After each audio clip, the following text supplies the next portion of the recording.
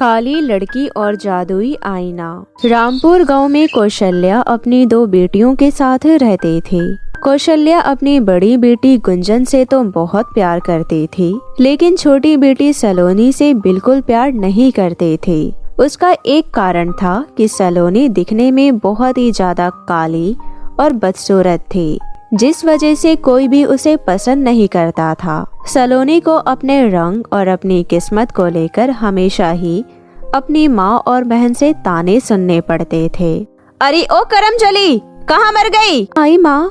जी माँ, आपने मुझे बुलाया? हाँ, मैं सदर बाजार जा रही हूँ। तब तक तो घर का सारा काम खत्म करके गुंजन के सर में मालिश कर देना। उसके सर में दर्द हो रहा है। माँ, गुंजन दीदी तो बिल्कुल ठीक है और वो अपने कमरे में डांस कर रही है। जितना बोला जाए उतना किया कर, समझ गई? जी माँ। सलोनी अपने कामों में लग जाती है। शाम को जब कौशल्या बाजार से वापस आती है तब वो गुंजन से बोलती है, ये देखो गुंजन बेटी, मैंने तुम्हारे लिए सदर बाजार से ये गाउन और ये सैंडल लिया है, कैसा है? अरे वाह माँ, ये तो बहुत ही सुंदर है, मैं अभी से पहन कर आती हूँ। वहीं दूर खड़ी सलोनी आस लगाए अपनी माँ की तरफ देख रही थी कि उसकी माँ शायद उसके लिए भी कुछ लेकर आई हो, लेकिन उसकी माँ उसकी तरफ ध्यान तक नहीं देती। तब सलोनी खुद ही डरते हुए बोलती है, माँ, अब मेरे लिए गाउन लेकर नहीं आए। मेरे पास पहनने के लिए एक भी कपड़े नहीं हैं, जो थे अब वो फट चुके हैं। अरे गुंजन, मैंने तुमसे कितनी बार कहा है, पुराने कपड़े बाहर फेंकने से अच्छा है घर में ही किसी को दे दिया कर। तुमने दिया नहीं क्या? सोचा तो मैंने भी कुछ यही था, पर वो क्या है ना माँ, इस काली पर तो मेरे पुराने कपड़े भी हंसने लगते हैं कि आखिर मुझे किस कार्टून को पहना दिया। और कपड़ों के साथ इतनी बड़ी नाइंसाफी मैं नहीं कर सकती, इसलिए मैं उसे किसी गरीब को दे देती हूँ। ये सुनकर सलोनी रोते हुए वहाँ से चली जाती है। सलोनी के साथ उस घर में अक्सर ही ऐसा मजाक होते रहता था। ऐसे ही दिन बीत रहे थे।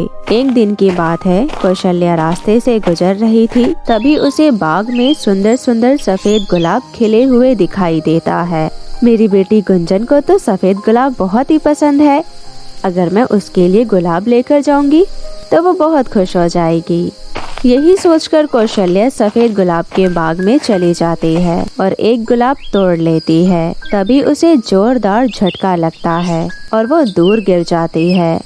जब वो उठती है तब देखती है उसके सामने एक चुड़ैल खड़ी होती है।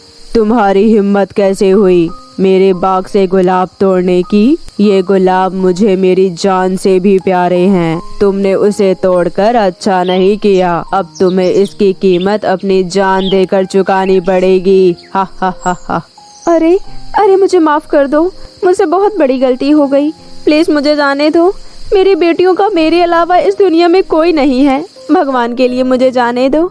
ये गुलाब तो मैंने अपनी बेटी के लिए ले जा रही थी, पर अब मैं कभी कोई गुलाब नहीं तोड़ूंगी। प्लीज मुझे जाने दीजिए।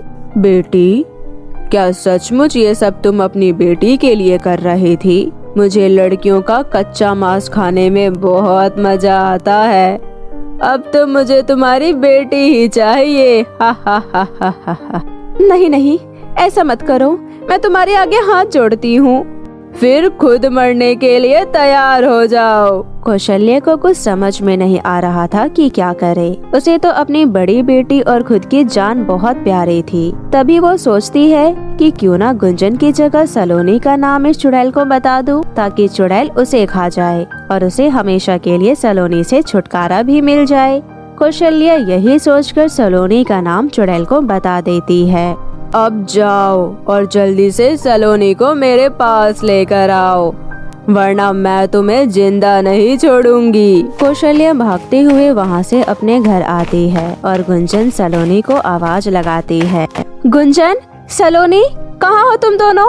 जल्दी से बाहर आओ। और इस बार कौशल्या गुंजन की जगह सलोनी को अपने गले से लगा लेती है। सलोनी ये देखकर बहुत ही ज्यादा खुश हो जाती है। बेटी सलोनी, चलो मैं तुम्हें बाहर घुमा कर लाती हूँ।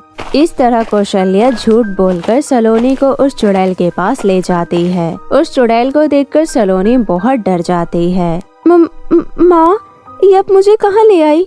यहाँ से चलो माँ, मुझे बहुत डर लग रहा है। तुम्हें अब यहीं रहना है, समझी? इतना बोलकर कौशल्या वहाँ से चली जाती है।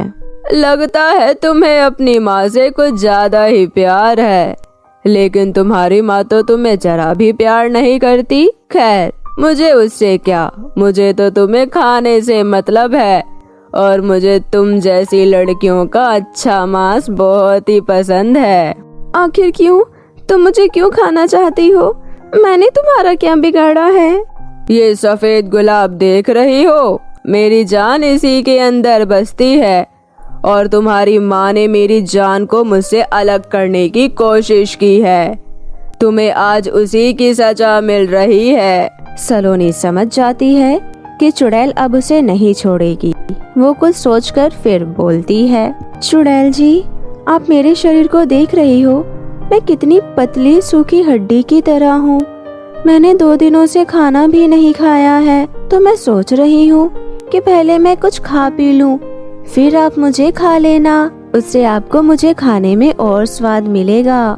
बात तो तुम्हारी सही लग रही है, मैं तुम्हारे लिए अभी कुछ खाने को लेकर आती हूँ। चुड़ैल जैसे ही खाना लेने जाती है, सलोनी जल्दी जल्दी सारे गुलाब से फूल तोड़ लेती है। फूल टूटते ही चुड़ैल हमेशा के लिए खत्म हो जाती है। तभी वहाँ सलोनी को एक आईना मिलता है। सलोनी उस आईने को उठाकर उस पर लगे धूल को जैसे ही साफ करती है, उसमें से एक बहुत ही खूबसूरत परी बाहर निकलती है। मुझे आजाद करने के लिए तुम्हारा बहुत बहुत धन्यवाद प्यारी लड़की। आप कौन हो और आप यहाँ कैसे आई? मैं स्वीटी परी हूँ। मैंने भी एक बार गलती से सफेद गुलाब तोड़ लिया था, जिसके बाद इस चुड़ैल ने मुझे जादुई आईने में कैद कर लिया। तुमने वर्षों के बाद मुझे आज चुड़ैल के कैद से आजादी दिलवाई है। मैं तुमसे बहुत ही खुश हूँ। मैं ये जादुई आईना तुम्हें देना चाहती हूँ। मैं इस आईने का क्या करूँगी भला? मेरी सूरत ऐसी है कि मुझे देखकर आईना भी मुझ पर ही हंसता है। मुझे ये नहीं चाहिए। सलोनी, ये कोई मामूली आईना नहीं बल्कि जादुई आईना है। एक बार इसमें अपना चेहरा देखकर तो देखो। सलोनी जैसे ही उस आईने में अपनी शक्ल देखती है, वो खुशी से झूम उठती है। परी जी, क्या ये मैं ही हूँ? हाँ सलोनी, ये तुम ही हो। अब तुम्हें दुखी होने की कोई जरूरत नहीं है। ये सुनकर सलोनी फिर से उदास हो जाती है और कहती है, अब ये सुंदरता लेकर भी क्या फायदा जब मेरी माँ और मेरी बहन ही मेरे साथ नहीं है। वो लोग मुझसे बिल्कुल भी प्यार नहीं करते। मेरी माँ ने मुझे मरने के लिए यहाँ छोड़ दिया था। उदास मत हो सलोनी, एक बार इस आईने के अंदर अपनी माँ को याद करके देखो, सब ठीक हो जाएगा। सलोनी जब शीशे में देखती है तब उसे पता चलता है कि उसकी माँ बहुत बीमार है। परी जी, मेरी माँ को क्या हुआ है और वो बिस्तर में क्यों लेटी हुई है? तुम्हारी माँ जिस दिन तुम्हें यहाँ मरने के लिए छोड़कर घर जा रही थी, तभी उनका एक्सीडेंट हो गया और तुम्हारी माँ के एक पैर कट गए। ये सुनकर सलोनी रोने लगती है। परी जी, अब मुझे मेरी माँ के पास ले चलिए। परी सलोनी को उसके घर पहुँचा देती है। सलोनी को देखकर उसकी माँ जोर जोर से रोने लगती है। मुझे माफ कर दो बेटी, भगवान ने मुझे मेरे कर्मों की सजा दे दी है। नहीं माँ, ऐसा मत कहो, मैं उन सब बातों को भूल चुकी हूँ। माँ, ये देखो मेरे पास जादुई आईना। जादुई आईना? और ये तो इतनी सुंदर कैसे हो गई? तभी सलोनी अपनी माँ को सारी बातें बताती है। तभी गुंजन भी वहाँ आ जाती है। सलोनी बहन, मुझे भी माफ कर दो, मैंने भी तुम्हारे साथ बहुत गलत व्यवहार किया है। पुरानी बातों को भूल जाओ और आओ मिलकर नई शुरुआत करते हैं। जादुई आईना, मेरी माँ के पैर ठीक कर दो। इतना बोलते ही कौशल्या के पैर ठीक हो जाते हैं और फिर सभी मिलजुल कर उस जादुई आईने के साथ खुशी खुशी रहने लगते हैं। तो मेरे प्यारे दोस्तों, कैसी लगी आपको मेरी ये कहानी? मुझे कमेंट करके ज़रूर बताएं और इसे अपने दोस्तों के साथ भी शेयर करें। और हाँ दोस्तों, अगर आपने अब तक मेरे चैनल को सब्सक्राइब नहीं किया है तो जल्दी से नीचे लाल बटन दबाकर अभी कर ले। तो मिलती हूँ आपसे फिर किसी नई कहानी के साथ। तब तक के लिए आप अपना ध्यान रखें। बाय बाय दोस्तों।